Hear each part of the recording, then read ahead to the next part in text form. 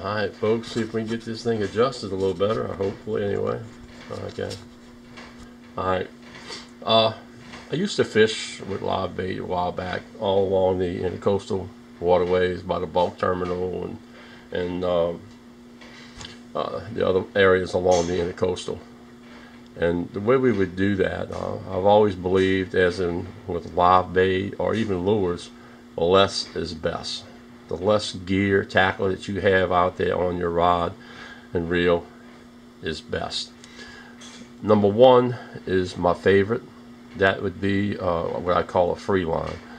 All I have is a hook. Tie the hook directly onto the line, throw it out there, fishing live croakers, live shrimp, whatever. Hoagies, all you have is a hook. Minnows, just a hook. You throw it out there and you let it set.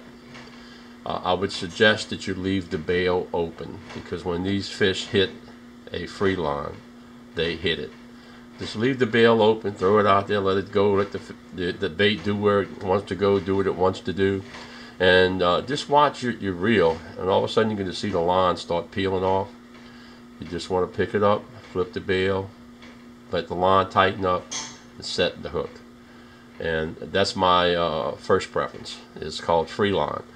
And all these systems, all these techniques are going to be based on the current, the speed of the current, and the strength of the current. The next one up is number 2, and that one there is the same thing as a free line, except I've added a swivel to it just to give it a little bit of weight. Less is best. Less is best. A little bit of weight. Same thing. Throw it out there. Let the lure, the bait, do what it wants, wherever it wants to go. Leave the bail open, because when these fish hit these free lines, they're ready to rock and roll. And if you flip the bail and you lay it down, you about kiss it goodbye, because it's going overboard unless you have it secured. But it's best to leave the bail open so that when the fish takes it, he doesn't feel anything. Third one up is what we call the Carolina rig. Up top here, you've got a barrel swivel up here that connects your main line to the swivel, and then from the swivel you tie another line on. You pass that line. Back up, Stanley. The swivel's down here. I apologize. You put the slide sinker on first, then you put the barrel swivel, then you put your leader down here with your hook. And back then I used to fish with treble hooks. Now I'm on a circle hook, but this is called a Carolina rig. And I would use up to a 1/2 ounce, but I would start out with maybe a 1/8 ounce. Less is best. Go to the 1/4 ounce, go to the 3/8, and if the current is real strong, I would go with the 1/2 ounce egg sinker. This is also a good rig for sheephead. I mean, we used to catch a lot of sheephead fishing with the Carolina rig. Again, up here we'd probably have a 1/2 ounce sinker, because we're fishing in between the pylons at the trussels, and we'd have a straight hook here with a live crab on it, a little small crab. Crab for sheephead is like filet mignon to me, or ribeye. It's just the best bait out there. A sheephead will swim a mile for a little crab. Again, this is the Carolina rig. You got your sliding sinker, you got your swivel, you got your leader.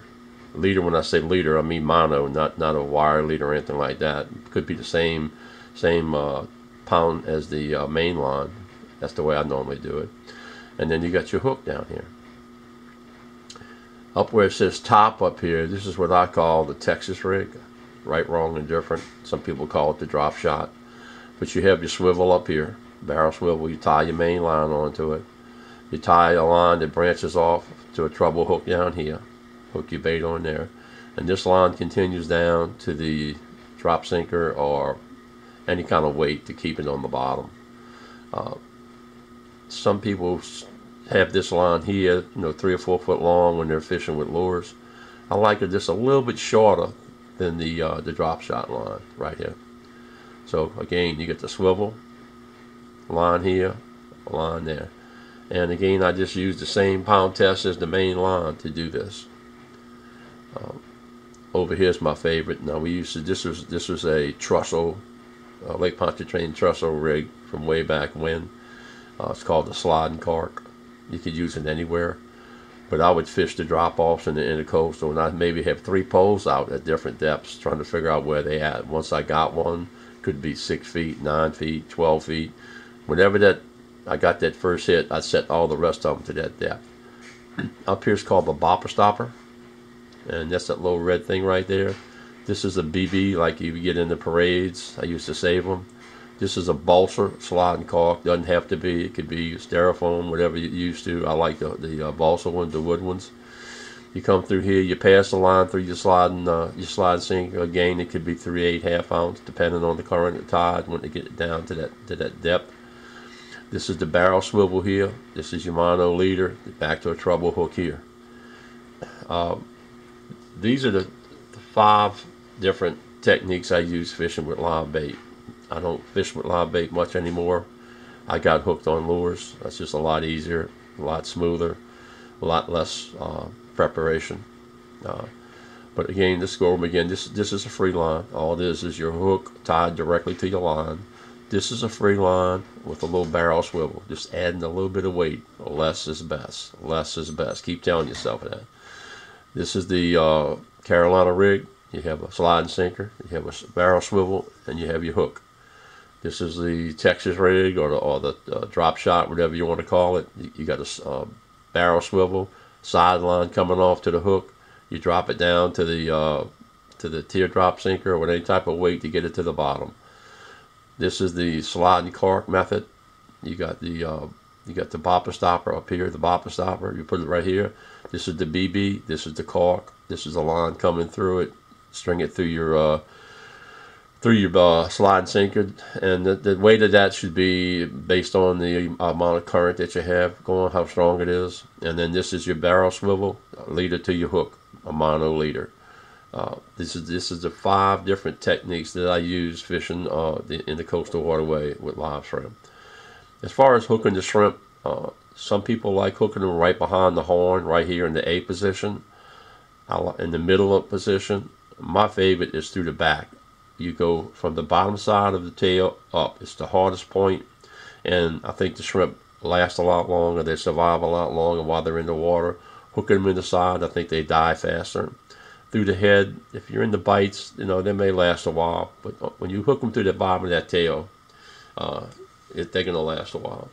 I think the trout prefer it through the head more so than anywhere else.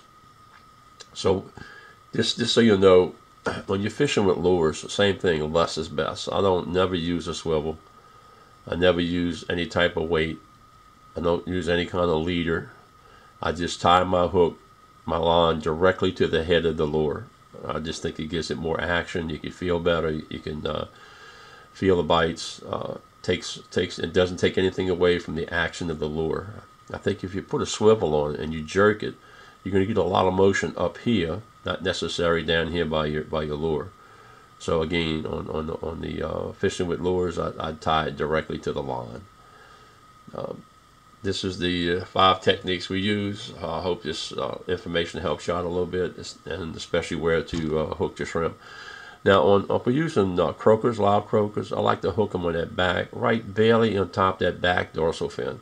It really makes them jump around. Same thing with the pogies, back dorsal fin. If you're using Cocahoe, some people like to hook them through the lip. I'm not a fan of that. I'm not that cruel. I just, again, in that back dorsal fin is where I like to hook all my bait at when using croakers, minnows, or Cocahoes. I hope this helps, guys, in your quest to catch the silver wonders. Take a look at it, see what you think. If you got anything you could add to this, suggestions or whatever to improve other fisher person's ability to catch fish, please share it with us. Thank you.